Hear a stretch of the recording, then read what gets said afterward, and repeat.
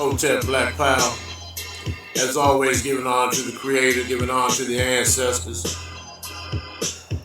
My sister, Chief of Staff, Brother Harris Abdul, my father, my in-laws, and all my family, friends, comrades, and those who are fighting for the liberation and salvation of our black nation. Today, I got some disturbing information and news that I want to share with y'all. And I hope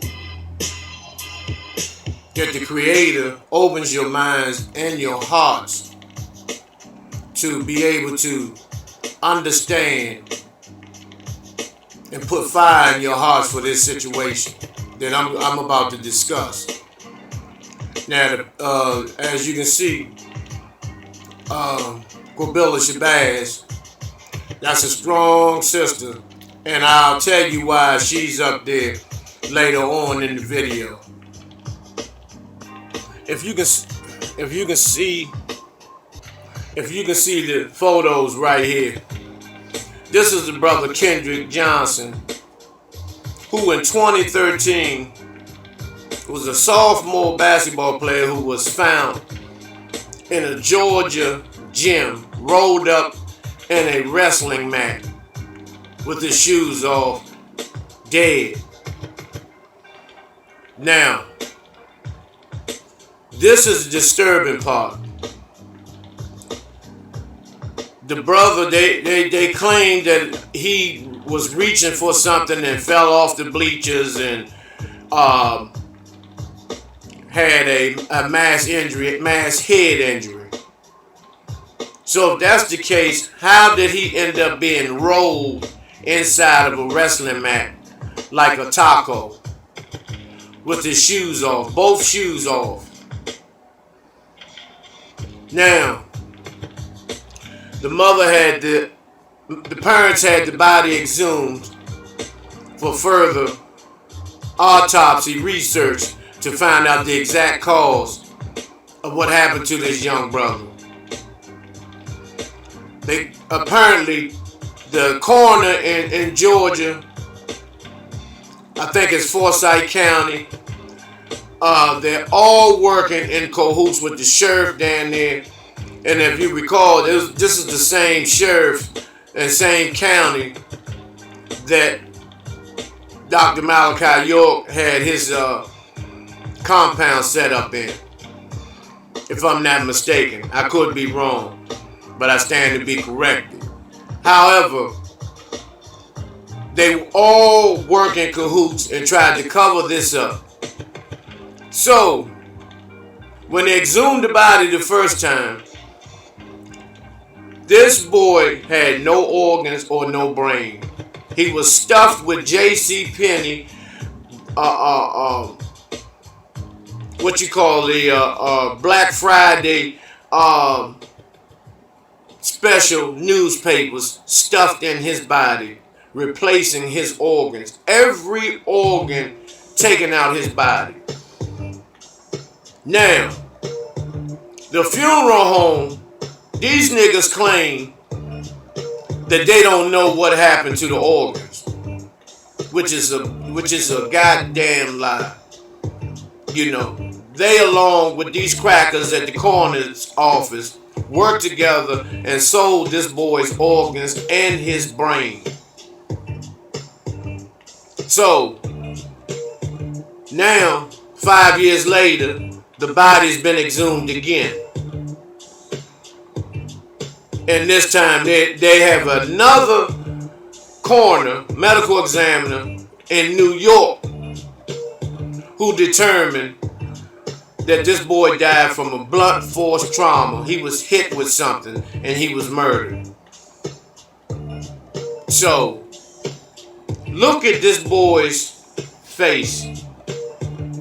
The picture, you see the picture of him with this basketball uniform on, and the other picture is an autopsy photo, whereas he was supposedly had fallen.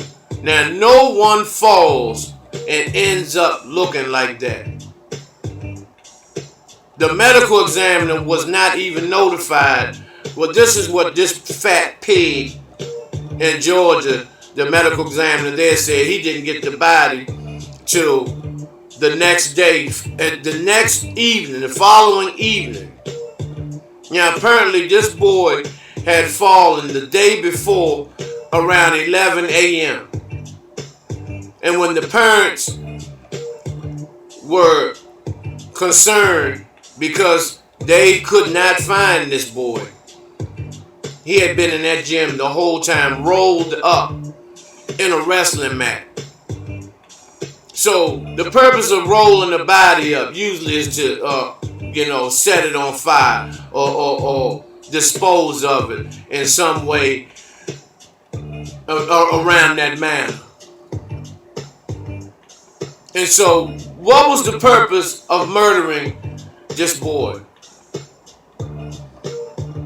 Because he had hopes and dreams. He had a lot of hopes and dreams and aspirations to become NBA player, as well as to help his community from the poverty, the impoverished area that he lives close nearby.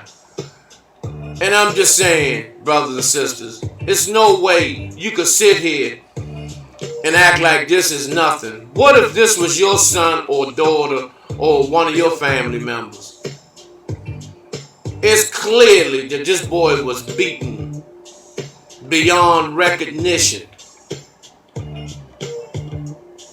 And if you can look close up, you can see that his teeth had been broken, holes in his face, one eye missing, and that just, and the way his locks are positioned, that doesn't look like someone who failed.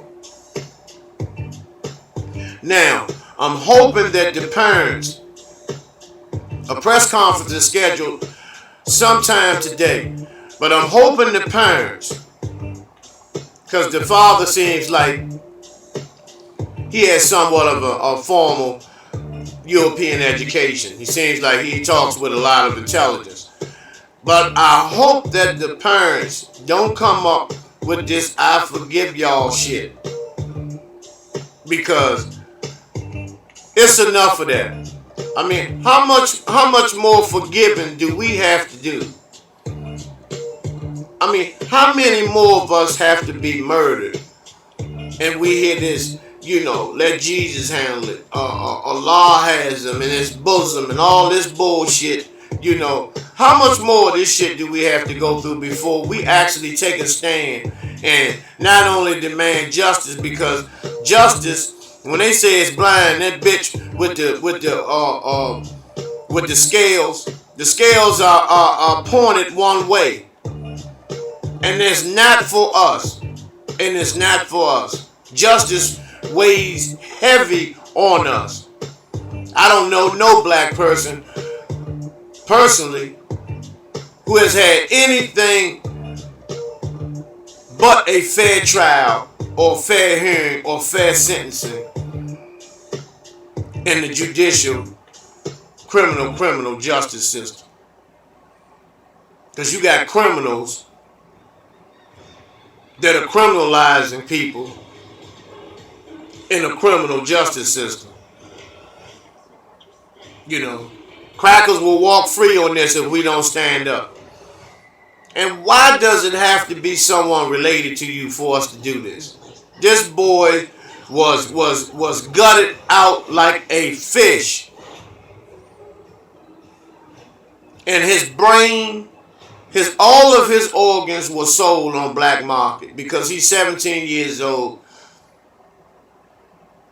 A non-smoker, non-drug user, non-drinker. So organs like that with a black melanated male, heterosexual, is worth is priceless. And that's what these niggas in that funeral home did in conjunction with the medical examiner's office and the sheriff's department. All of them got a cut. And if you notice, and when you watch the footage, they are covering up for each other. They are refusing to be interviewed. They're refusing to talk to people. The funeral home they're refusing to open their doors. So it's all a big cover up. Because, and I'll tell you why. Because they are so used to us, at best, protesting with posters and walking around demanding. They know the whole nigga shock and jive fucking scared to death routine. They know this. And so all they do is, tell Al, get Al and Jesse on the phone. Get the NAACP, them coon buck dancing, boot licking motherfucking coons on the phone so we can cut some goddamn checks and shut these niggas up. Now, I don't blame anyone for wanting to be compensated for any loss of life. I don't blame you for that. I blame you if that's all you're seeking. Let that be the last thing on your mind. The first thing on the agenda is to get the motherfuckers responsible for this, lock these motherfuckers down, and give them the most stiffest penalty and sentence that you could possibly give. Then you can worry about compensation. I'd rather see a motherfucker go to jail and do 100 goddamn years in the most toughest motherfucking prison in the country, opposed to getting paid. And I hope that's the mindset of the parents. So we're gonna stay on top of this and keep you, posted on the progress of this young God's case. But in closing for them, once again, my condolences go to the family, no doubt, and the friends, and his comrades and fellow students at the school that may be traumatized behind this gruesome tragedy. But let's get some shit done this time. Let's not let another one of our babies die in vain. Because I'm going to make my rounds talking about some things today. So I'll keep you abreast on this kid situation. Now I want to talk about Malcolm X's grandson, Malcolm Shabazz, who was murdered over in Mexico in 2013. Now this is what I'm trying to talk to you guys about. You niggas that have all this overwhelming love for these goddamn Mexicans and these Latinos. See, a lot of y'all are sitting out there protesting with them, about this border shit, about this separation of children, but have you ever thought about how we were separated, how your ancestors were separated? Where our ancestors never saw their children ever again. Some of our ancestors took their children and wrapped them up and jumped off ships and drowned in the Atlantic Ocean with their babies because they did not want their babies to endure the torment and tragedies that was waiting ahead for them in the United States. So, and now Malcolm Shabazz went over. He had an organization where he was a Pan-Africanist, and what he was attempting to do was to lock arms with the South American brown people to try to fight global white supremacy. And he gets over there, and some of these motherfucking wetback enchilada eating burrito fucking faggots sat and robbed and murdered that brother. Now, the murder was not no he wasn't randomly chosen. He was targeted from the time he got on the plane leaving the United States, going over the water. Now, what happened was, your man, Barack Obama, who was against Malcolm Shabazz, went over there 2 weeks before Malcolm Shabazz went over, and apparently tried to dismantle this Pan-African group that was over there, I believe Honduras or Mexico. Yeah, Mexico. Barack Obama went over there to dismantle that group, to try to break up the Pan-Africanists that were over there in that part of in that country. And so what happened, he put in the minds and hearts of those people there. He may have promised them free citizenship. I don't know what the deal may have been. But when Malcolm Shabazz got over there, he was murdered almost from the time he got off the plane. Supposedly, he had a tab in a bar of $1,200 in drinks, and the brother doesn't even drink. See, they fucked the story up so much. And then what they did was took two of their degenerate motherfuckers and gave them the charge and locked them up over there. Gave them 27 years. And now they are appealing the charge because they know that they didn't do it. It's the same way over here. They'll just randomly pick someone who doesn't have a family, who doesn't have an alibi, who is illiterate, especially not just illiterate to language, illiterate to all of the systems here of racism, white supremacy, primarily the judicial system, and railroaded them and probably promised them a small amount of money if they kept their mouths shut and went on and took the charge. They do that in America every day. Most of our prominent athletes and entertainers have been, their parents or loved ones were sacrificed in that manner. Well, the person that was responsible for taking them out took the charge, went to jail, and got paid. The same way William Balfour, but he's opening his mouth up now because he did not kill the Hudson family. But however, no alibi, no family, no support, nobody rallying around you. You lost cause, and then you go to court and get railroaded, lied on, and over sentenced. And that's just to satisfy the so-called public.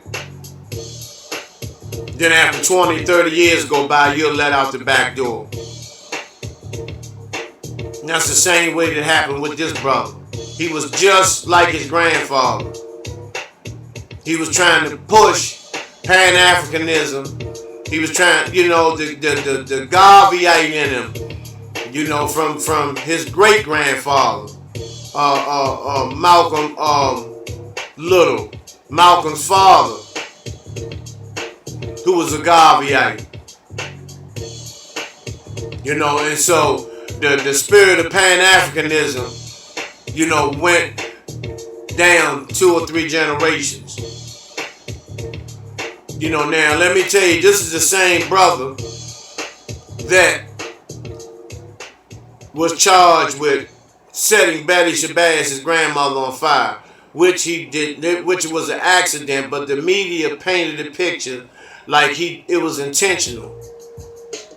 But it wasn't intentional. It was an accident, and what he did, he was being disciplined by his grandmother, and he lit some tennis shoes or something in the kitchen sink, and the fire spread into the curtains and when Sister Betty Shabazz tried to put the fire out, she was severely burnt, in which she succumbed to her injuries, I think about 2 or 3 weeks later. And Malcolm Shabazz was charged with manslaughter. He did about 16 or 18 months in a juvenile facility. He was released, being militant the entire time. He ended up getting in some more trouble where he ended up doing 3 more years in prison. And I guess that was the time for him to wake up, and he began to really tighten his belt up, lace his gloves up, and he went to work in terms of raising the level of consciousness of our people, primarily and specifically the young, being an example to the elders. And then this happens. He was assassinated, he was eliminated. And this was one of the ways to break Malcolm's legacy. That no one in Malcolm's bloodline comes behind him. They do that all the time. They destroyed the entire bloodline. That's the reason why Steve Coakley Jr. had to go cross the water. And I also want to give a shout out to him too, as well as brother Rick Matthews and others, many others, who are fighting for our liberation and salvation. But I tell a lot of brothers here, even those who claim to have a little consciousness, they have to do more listening than talking. Because sometimes we can know everything and don't know anything. But my condolences go out to Attila Shabazz. That's Malcolm Shabazz's mother, who she's, had some difficulties, with his mother. Malcolm had some difficulties with his mother. They bumped heads and clashed a couple of times, but, the love was always there. And, we just want to give a reminder to our people who are jumping up and down, for this this Latino shit, crossing the borders and all of this shit that they are involved in. But just be mindful that it was them who killed Brother Malcolm Shabazz. And we need not to forget that for 1 minute. We need to carry it like Malcolm was still here in physical form. I know that's the mindset that I'm in concerning this brother's murder.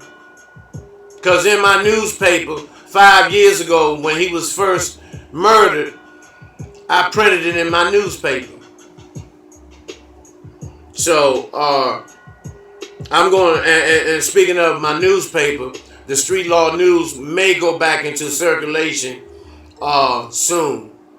But I have to be assured that, my subscriptions, people that subscribe to my channel, will also subscribe to the newspaper as well.